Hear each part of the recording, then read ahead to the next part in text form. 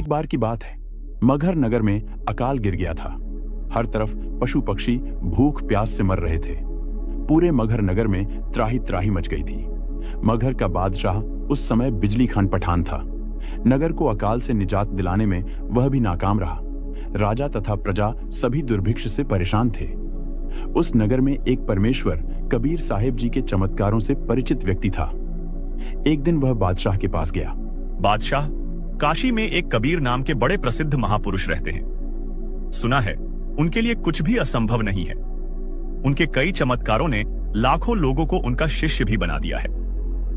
बादशाह, अगर उन महापुरुष के चरण हमारे नगर की धरती को लगे तो बात बन सकती है और जरूर वर्षा हो जाएगी। अच्छा जनाब वजीर, हमने इस समस्या के लिए क्या नहीं किया। एक बार कबीर जी को भी परख लेना चाहिए, क्या पता नगर की ये बला टल जाए।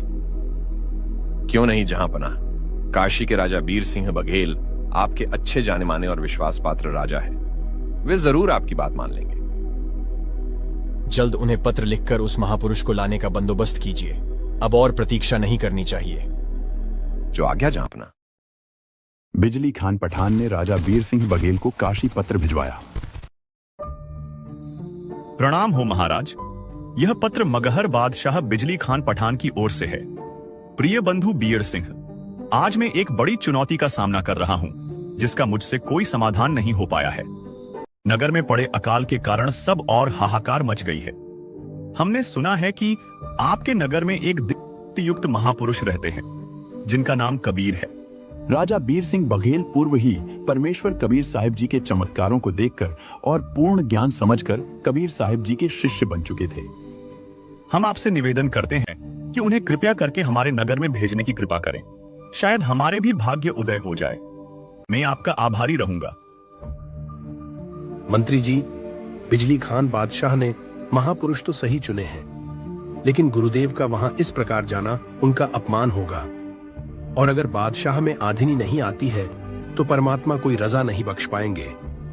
उन्हें पत्र से जवाब में विनती कीजिए कि वे स्वयं ही आए और गुरुदेव को विनती कर अपने साथ ले जाएं और अपना समाधान करवाएं।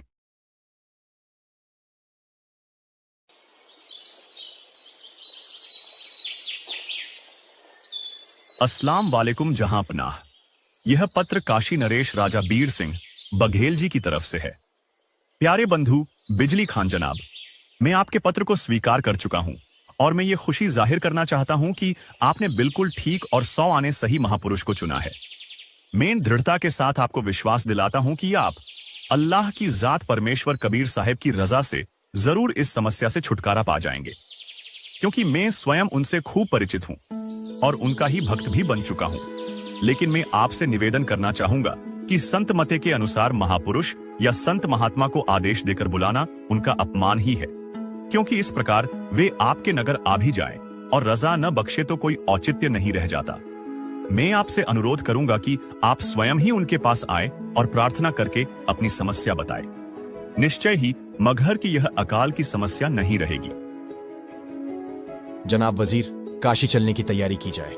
हम स्वयं ही चलकर उनसे यह अनुरोध करेंगे।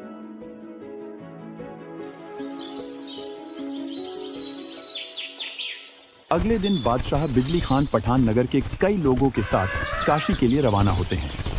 कुछ दिन की यात्रा के बाद बादशाह का काफिला काशी राजा बीर सिंह बघेल के यहाँ पहुंचता है।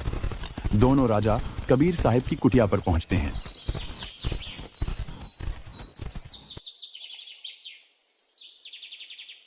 प्रणाम हो गुरुदेव। गुरुदेव, आज आपसे मिलने मगहर के बादशाह बिजली खान पठान आए हैं। अस्सलाम वालेकुम कबीर जी। हमने सुना है कि आप सभी धर्म को समान मानकर उनको सच्ची इबादत देकर बड़े चमत्कार किए हों। कृपया हमें भी कृतार्थ कीजिए। क्या हुआ बादशाह? मुझ गरीब से ऐसा क्या हो सकता है जो आप बादशाह भी नहीं कर पाए? हे अल्लाह की जात, आपके चेहरे से ही जान पड़ता है कि आप कोई सामान्य व्यक्ति या संत नहीं है। आप जरूर कोई दिव्य शक्ति है। हे महात्मा, हमारे नगर मगहर में त्राही त्राही मची हुई है। भयंकर अकाल के कारण रोज घरेलू पशु पक्षी दम तोड़ रहे हैं। अगर कुछ दिन और ऐसी ही स्थिति रही तो आमजन को नगर त्यागना पड़ेगा। न कोई वर्षा हो रही है और न ही नदी नाले बह पा रहे हैं। हे महात्मा, आप कृपया करके हमारे साथ चलिए और रजा कीजिए। ठीक है बादशाह, मैं जरूर आपके साथ चलूंगा और अल्लाह से अर्ज करूंगा। भगवान ने सुन ली तो आपका काम बन जाएगा। सभी बहुत खुश हुए और कबीर साहब घोड़े पर बैठकर मगहर के लिए चल पड़े। उधर से गोरखनाथ जी, जो स्वर्ग में थे, को पता चला कि मेरी जन्मस्थली गोरखपुर के पास अकाल गिरा है और वहां वर्षा के लिए कोई महापुरुष आ रहा है। ऐसे तो ये मेरा और नाथ परंपरा का नामो निशान मिटा देंगे। मैं स्वयं जाऊंगा और अकाल से राहत दिलाऊंगा। गोरखनाथ जी मगहर रियासत की बनी में आकर बैठ गए। कबीर साहब और बादशाह का काफिला उसी रास्ते से आ रहा था। कबीर साहब ने गोरखनाथ जी को पहचान लिया और उनका उद्देश्य भी जान गए। अरे बादशाह, आप इतनी दूर वहां काशी क्यों आए? आपके यहाँ महापुरुष तो पहले से ही विराजमान है। वो देखो उस पेड़ के नीचे बैठे, उनसे निवेदन करो, वे आपकी समस्या मिटा सकते हैं। बादशाह और कुछ लोग गोरखनाथ जी से जाकर निवेदन करने लगे। गोरखनाथ जी खड़े हुए और पास ही एक सूखी तलैया थी।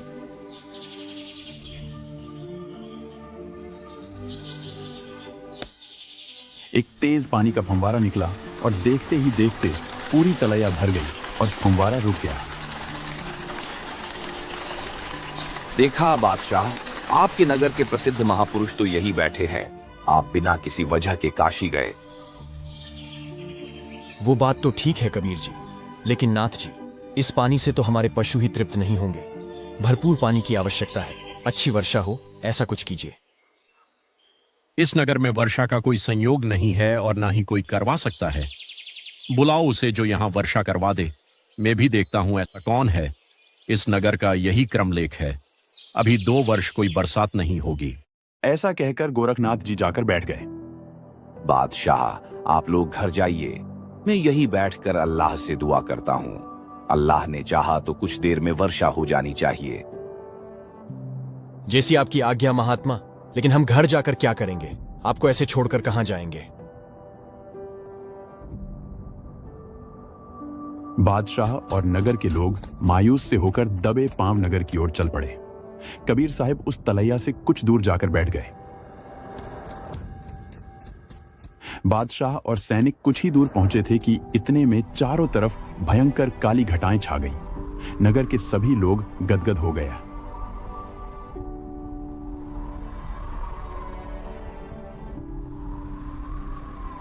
कुछ ही देर में नगर में भयंकर वर्षा शुरू हो गई। देखते ही देखते चारों तरफ पानी ही पानी हो गया।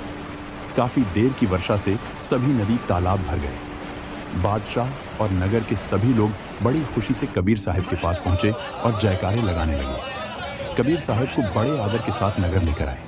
बादशाह, बिजली खान पठान ने तथा कई अन्य लोगों ने कबीर साहब जी से दीक्षा प्राप्त की।